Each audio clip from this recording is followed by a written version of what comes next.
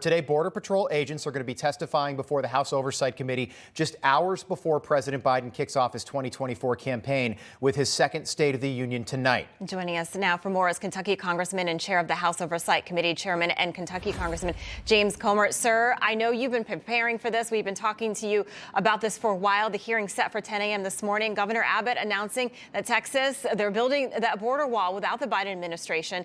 Today, as Rob said, we finally get to hear from the Border Patrol agents. Tell us what we can expect from today's hearing. Well, hopefully we're going to be able to expect the facts. These are the people that are on the front lines. They are in charge of the frontline workers. Republicans have been defending Border Patrol for 2 years now during the entire existence of the Biden presidency.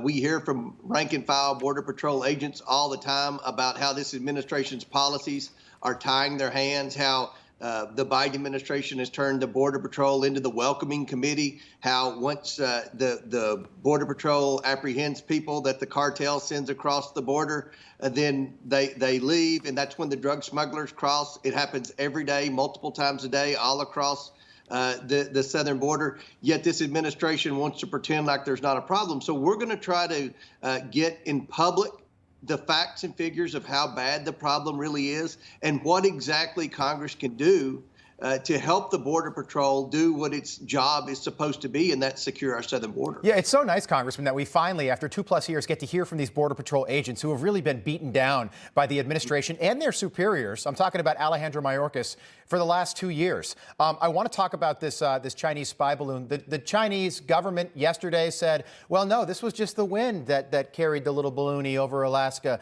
and then down across the continental United States over 5 military installments. In fact, the Chinese Foreign Ministry put out a statement yesterday, quote, the misadventure of the airship, they're still calling this a civilian airship, into the U.S. airspace was an unexpected, isolated incident, but it tested the U.S. side's sincerity in stabilizing and improving China-U.S. relations and the way it handled the crisis. Are we to believe, and does the administration believe for a second, that the wind blew this thing in? Who knows what Joe Biden believes? I mean, the reason we're investigating the Biden family is because they've taken millions and millions of dollars from China. And it's hard for me to believe that China didn't expect anything in return for giving the Biden family, the Biden Center for Diplomacy, all of this money. You mentioned the military bases. That balloon flew right over top of my military base, Fort Campbell Military Base in Fort Campbell, Kentucky. I don't find it just a coincidence because of wind pattern that balloon flew directly over 5 military bases. I mean, the odds of that happening just generically are slim to none. Right. We have questions for this administration. When did they know this balloon had entered the American airspace? Like when it came through Alaska, why didn't this administration act sooner? We know this administration has not protected the homeland. We know our southern border is wide open. We're going to hear today that our northern border is wide open as well. And now what we've seen with this balloon is there's a fear that our airspace may be wide open, that we may not have a government that is keeping up with our airspace to make sure that we don't have adversaries coming into our country through the air. So this administration has a lot of explaining to do. We're going to start today with our hearings on the border and see if we can learn anything and figure out ways to force this administration to do its job. Yeah, sir, the State of the Union is tonight. Do you expect the president to talk about the border and the fentanyl crisis that we talk about here on Newsmax, but he seems to be avoiding it? I mean, this is one of the biggest crises in America. I just had drug task force agents in my office here in Washington yesterday, and they were talking about the fentanyl crisis. And they said the only time that there was a lull over the last 2 years, 3 years in the fentanyl was when COVID was at its peak. And the administration was serious about blocking people with Title 42 and all of that.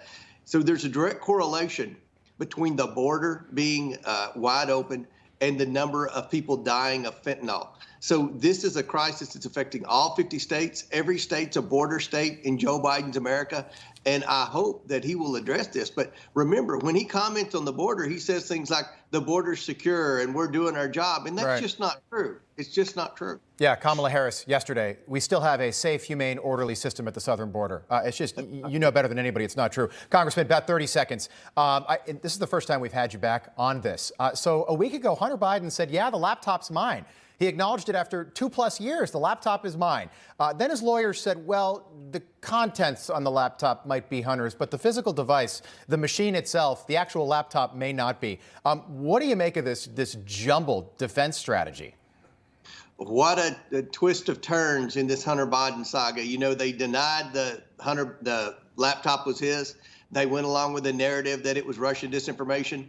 Then when it became evident that it was his laptop after the election, they said, well, that part of that is his, but it's been compromised. Now, after CBS and other media outlets have done forensic audits and proven that it's legitimately his and it hasn't been tampered with, now they're suing people for making public what was on the laptop. I mean, nobody can believe anything that Hunter Biden's lawyers are saying right now. We're going to get to the bottom of this with our Biden family influence peddling investigation. Yeah, and the strategy, whatever it is, makes Joe Biden look terrible. Congressman Comer, we'll all be watching today. Good to see you again. Kentucky Congressman James Comer, thank you.